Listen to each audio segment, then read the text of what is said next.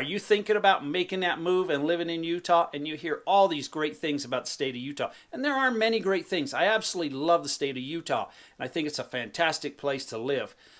But there are some negatives. So I figured on this video, I've come up with 5 of the worst things about living in Utah. And while I was making this video, I thought of one more that has happened this summer. So I threw a bonus one in there. And we'll see how this plays out in future years. Item number 6. Now, some of the items on the list are negatives, but for some people, they are a positive.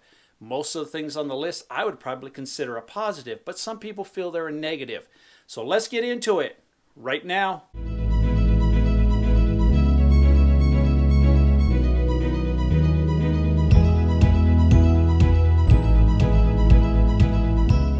And I'm Mike Gallagher. Welcome to the Living in Utah channel, where we talk everything about the state of Utah, eating, sleeping, drinking, playing, whatever there is. On this channel, I produce a weekly video about the state of Utah. I also hold a live question and answer session right here on YouTube, where I answer your questions in a live event. If this is your first time on my channel, you may consider tapping that subscribe button down below. Let's become a friend. Also, if you hit that bell notification, you will be notified of every time I release a new video. And I am a licensed agent in the state of Utah, and I love making these videos, and I love helping people buy or sell real estate right here in the state of Utah. So if I can be of any assistance, I will put my contact information on the screen. We got your back with Utah Real Estate. Coming in at number 1 on the list, I'm going to call this one increasing population equals increasing home prices and rental prices. To give you an idea, the population in Utah has increased by 18.4% from 2010 to 2020. That's almost 1 in 5 individuals in Utah moved here from 2010 to 2020. Now that percentage, 18.4%, makes us the fastest growing state in the nation during that time period.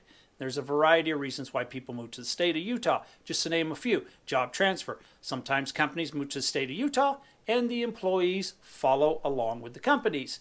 New job opportunities. Some of those companies that are moving here, or new startup companies, are looking for skilled labor, and they look at other states and offer them jobs, and they move to the state of Utah.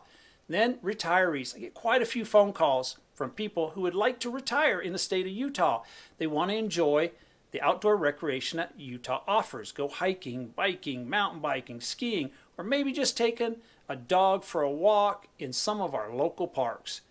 And there's some people like me. We just love it here, and we have no plans on leaving. I seem to run into more and more people who say positive things about Utah than people who say negative things about the state. And I do run into some people that do have some negative opinions about the state of Utah, but I have yet to come across a person that's wearing a t-shirt that says short timer, counting down the days to leave the state, 21, 20, 19, 18. Yet to see a shirt like that. So this has all led to some competition for homes and apartments. Whether you're buying a home or renting a home or renting an apartment, prices have gone up in the state of Utah. There's no doubt about it. I've noticed that apartment rentals have increased dramatically. There are some new apartment buildings being built to keep up with the growing demand, but that comes at a cost. Building materials right now are at an all-time high, whether it's wood, concrete, sheetrock, blacktop, anything in the process seems to be at an all-time high. Also, land costs are at an all-time high. So to buy that plot to build the apartment building is getting very expensive. Labor costs in Utah is very expensive at the current moment. So apartment buildings are expensive to build, and the companies who are building them are trying to recoup their investment. They do that by higher rental prices. Homes have the similar issue. If you are looking at a new build, land costs are high. There is an increase in building costs. Same with apartments, have the same materials, wood, concrete, etc. Has caused new home prices to be at an all-time high. So some people are going to existing homes. That is also pushing existing home prices to a higher level also. So it's not all bad news. There is some good news. We are not even close to being full. There is available land, whether it's in northern Utah, central Utah, southern Utah. There is land to build commercial, residential, apartment buildings. We still have room. So people can still move to the state of Utah. Also, with a strong home market, if you are a homeowner, you will probably see the value of your home increase over time. Most of the economists that predict the future are predicting that we're going to have increased growth and also an increased need for housing. We may have some bumps in the road. It may go up and down a little bit, but most of the economists say that the long-term outlook is still going to increase with population and home prices. Coming in number 2 on the list, I'm going to call this one Utah Transplants. With growth brings diversity. There are people moving from all over the country, whether it's north, south, east, west, Alaska, Hawaii. Matter of fact, they're moving from all over the world. I talk to people from Europe, from Asia, from Australia that are considering Utah as their next destination. Now, for some of the locals that live in Utah, it's one of the worst things that can happen to the state. It's a real con. They would like to lock the borders and not let anybody out and no one in. Keep it the same. But for me, I think it's a pro. I like the diversity. It brings higher paying jobs, more job opportunities, tax dollars to the state of Utah to build infrastructure and fill potholes in roads, etc., etc. I also think it's a great opportunity for an individual to start a business in Utah with this growth. There is a lot of businesses that are needed with the growth. Throughout my travels in the state of Utah, it's not uncommon when I'm driving through like an apartment complex to see a wide variety of license plates. California, Texas, Arizona, Idaho, Nevada, New York.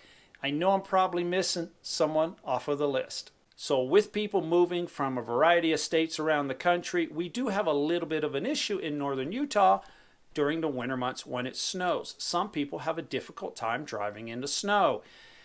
Hard time judging their braking distance on slippery conditions and also trying to get up hills, what their traction is, especially if they are coming from a warmer climate like Southern California, Arizona, Nevada, Texas, areas where you do not see snow. So I have a pro tip for you. I would recommend a four-wheel drive vehicle or an all-wheel drive vehicle. And that would be for northern Utah and southern Utah. In the north, you will encounter some snow. In the south, you may get stuck in the outdoor recreational areas if you do venture off to those areas. If you have a moment, you can look at a YouTube channel called Matt's Off-Road Recovery. He's an individual based in southern Utah that makes a living retrieving vehicles from the backcountry areas, cars, trucks, UTVs, ATVs, etc. Coming at number 3 on the list, I'm going to call this one public transportation in a large scale. In Utah, we are not the kind of state that you can move to and not own a vehicle. Now in northern Utah, we do have some great mass transit systems. We have a light rail train that covers Salt Lake County. So between the light rail train and the bus division, you can get just about anywhere in Salt Lake County. We also have what they call a front runner train, an above ground train that runs from Ogden all the way down to Provo, Utah. It's a great way to commute to work. We also have Uber and Lyft. But if you would like to enjoy Utah's recreational activities or areas, you would need a vehicle. If you want to go fishing and hunting and camping, UTV riding, hiking, or any other Utah adventure, you would need a vehicle. Mass transit will not get you to these areas. Now, if you are a skier, there are buses that go to the ski resorts. If you are living in southern Utah, down there we have no light rail station, we have no front runner train. Pretty much have to get everywhere in southern Utah by using a vehicle. On a side note, if you do need to go to the airport to catch a flight, the light rail train does service the airport. It's a great way to get out there to take an airline flight. Coming in at number 4 on my list, I'm going to call this one marijuana. In Utah, recreational marijuana is not legal. Absolutely not legal. And I run into a few people that will call me and have Utah on the list as a potential place to move to. And when they find out there's no recreational marijuana, instantly they're like, oh, crossing that off my list. I'm going to go to Colorado or Nevada. Colorado and Nevada both have recreational marijuana available for you in local stores. So for some people, it's an issue. For some people, it's not an issue. There is a huge debate. Some people would like to move to the state of Utah, but because we do not have recreational marijuana, they cross it off the list. There are other individuals who, because we don't have recreational marijuana, want to move to the state of Utah.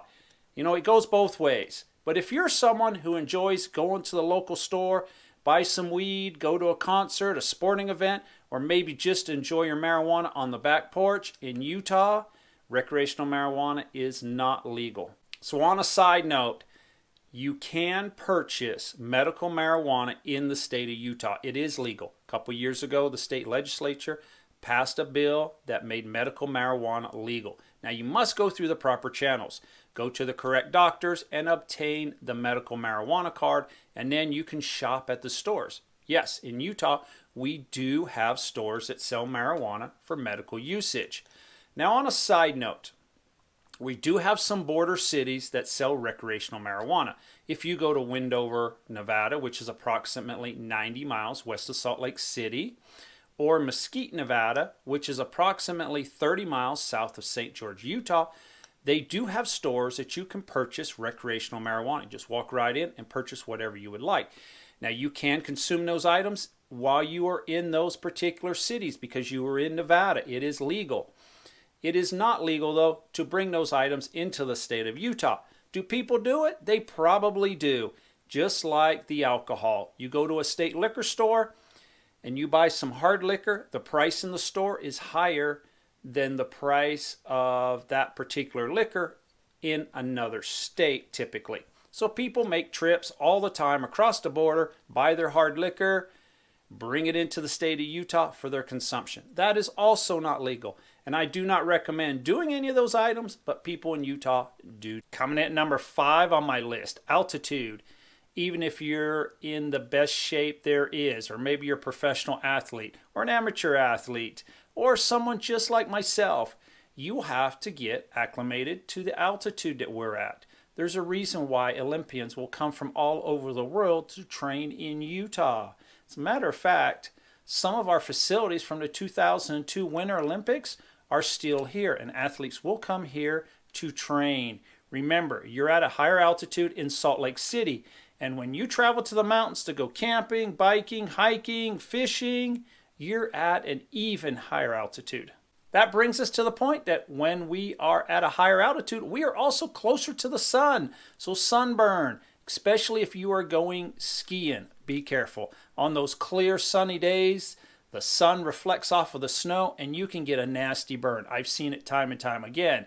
During the summer months, you can also get burnt. So make sure you pack some sunscreen with you year round, whether it's the winter months or the summer months. Also, remember to stay hydrated.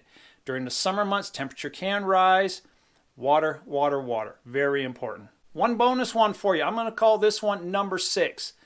And this has come to my attention this year. The California wildfires have been affecting Utah. There have been a few days this year where our air quality has been in the poor range, all due to the California wildfire smoke coming from the west. The weather front this year has been from the west and filled our valleys with smoke. If the weather front comes from the south or from the north, we don't seem to get the wildfire smoke that much. But when it comes straight across from the west, we do. There are days we have a hard time seeing the mountains. It's hit and miss. You might get a week of smoke and then it clears up and then it comes back. And we're not the only state that has been affected by the California wildfires. It pushed across Denver, Colorado, and they had many days of red air days. I heard that it reached all the way to the Maryland area. I don't know. Maybe it's a thing that California is punishing me for producing videos about residents who are leaving the state of California. Maybe they feel, hey, take our wildfire smoke with you at the same time. So in conclusion, that's my list of some of the worst things about the state of Utah. For some people, they will be a positive. For some people, they will be a negative.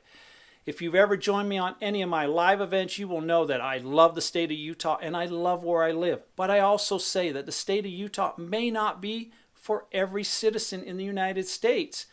I really don't know if there is a location in the United States that would suit every citizen that we have.